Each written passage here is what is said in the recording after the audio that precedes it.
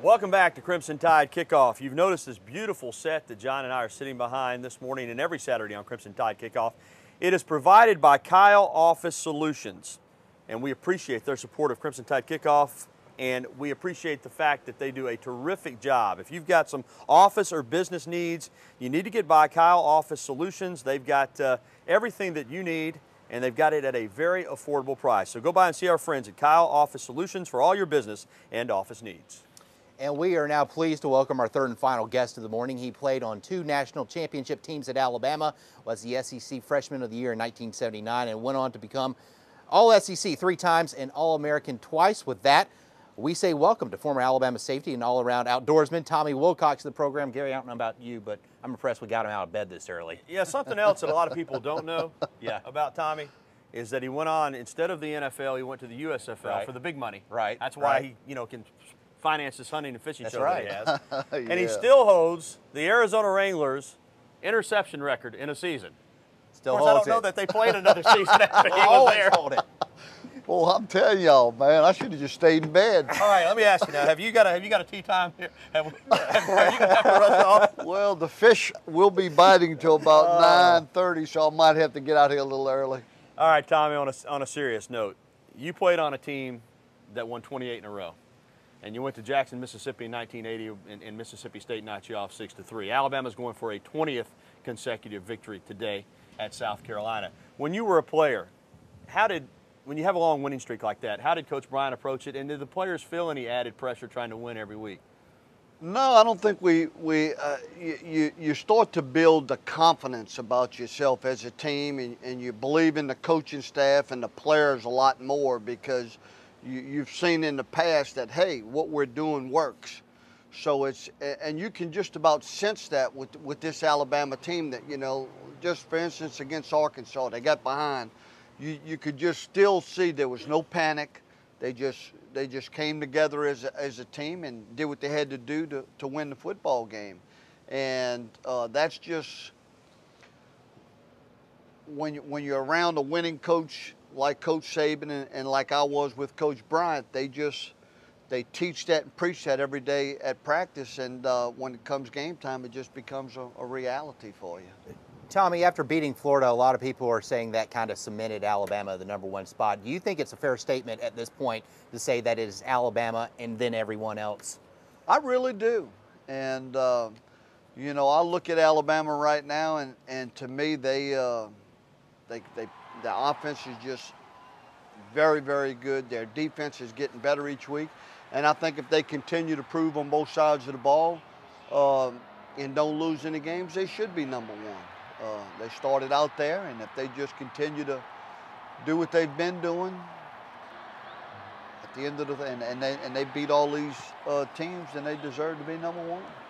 You mentioned Coach Bryant, and it's 30 years later, but yet you look at the formula for success under Nick Saban, and it's so similar to the formula for success when you played. Play defense, be solid in the kicking game.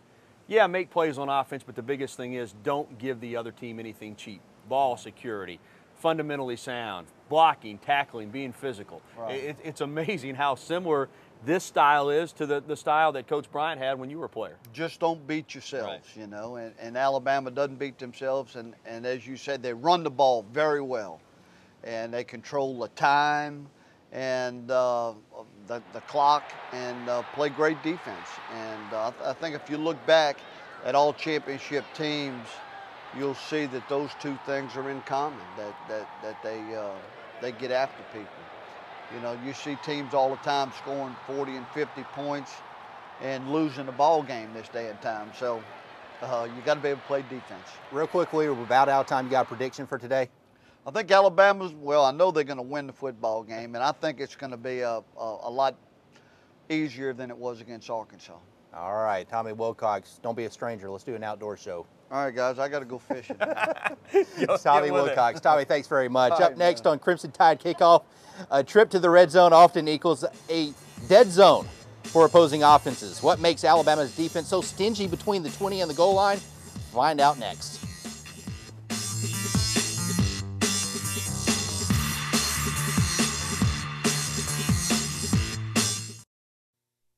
The South South Carolina Gamecocks have the best red zone offense in the SEC, and that could be bad news for teams unless you're Alabama.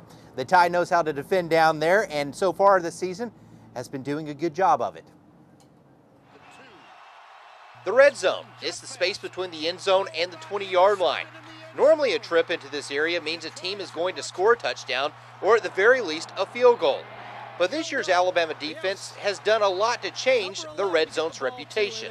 It's the hunger of not wanting the opponents to score. Them driving the ball that far, you know, it's just making us more hungry for them not to get in the end zone and make us work harder for them not to get in there. The Tide has the best red zone defense in the SEC. So far this year, they've allowed their opponents to reach it only 14 times. Of those 14, only 8 of those trips resulted in a score, and only twice has the score been a touchdown. Our guys have competed very well down there, and you have to give them credit for the tenacity that they have. Would we rather play and never let a team get down there? Sure. But when a team does put together a drive, we don't want to give up easy 7 points. We want to make it hard for them. We want to hold them to 3 points every time they're down there. And when they get 3, we want to go try to block that field goal. I mean, with our backs against the walls, we feel that's when it's more fun for us. Sometimes Bama gets a turnover. Other times they just get a stop. But one thing that the Tide always does is make it tough for their opponents to score. I feel like it's more about want to.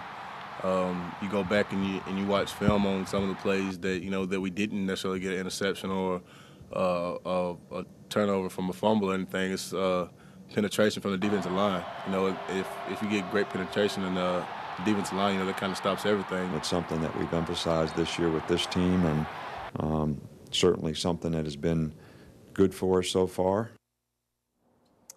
And stay tuned, more Crimson Tide kickoff right after this.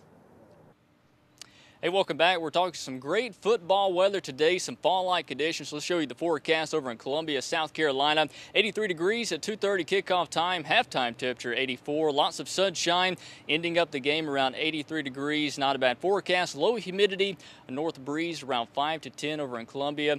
John and Gary, back to you. All right, Richard, thanks very much. Time now for the part of the show where we invite someone from around the community come in and be our guest prognosticator. Yeah, we got a former SEC athlete with us, Marco Bradovich. You might remember him playing at Central and at Tuscaloosa Academy, then on to the Mississippi State Bulldogs as an outstanding baseball player, then in the Houston Astros organization, among others in professional baseball. Mark, thanks for joining us, and let's get right to it. Well, thank you. And we'll begin, Mark, with Tennessee at Georgia. How do you see this one? Close one. I think if Georgia takes care of the ball, I think A.J. Green's going to be the difference, and I think they squeak one out at home. LSU at Florida, man. LSU, for all the flack Miles takes, they're unbeaten. He's definitely lucky. I think Florida wants to prove that they haven't dropped off like everybody says they have after the loss against Alabama, but we'll see. Down in the swamp, I think LSU's luck runs out a little bit. Auburn at Kentucky. Auburn this time last year 5-0. They're 5-0 again. How's it play out today? Kentucky will give them some trouble. I think they can score some points. They got some weapons on offense, but I think Auburn, Cam Newton, too much in the end. And, of course, the big one for most of us, and we'll get to Mississippi State and Houston real quickly in a moment, but Alabama and South Carolina. Yeah, I think Alshon Jeffrey, if they can get him the ball, he can do some stuff, but the running game, Alabama, in the end, second half, I think they wear him down, end up winning probably easily in the end of the game. And real quickly, we know you like your Bulldogs at Houston tonight, huh? Yeah, I'll take Mississippi State. I think they're actually favored on the road, so got to go Bulldogs anytime I can. All right, Mark, appreciate it. Thanks very much, Mark, and thank you for watching Crimson Tide Kickoff. Enjoy the game today. Be sure to join us tonight for the news at 10 and Sports Saturday, and we'll see you back here next Saturday morning. Have a great day, everyone. Good day, everybody.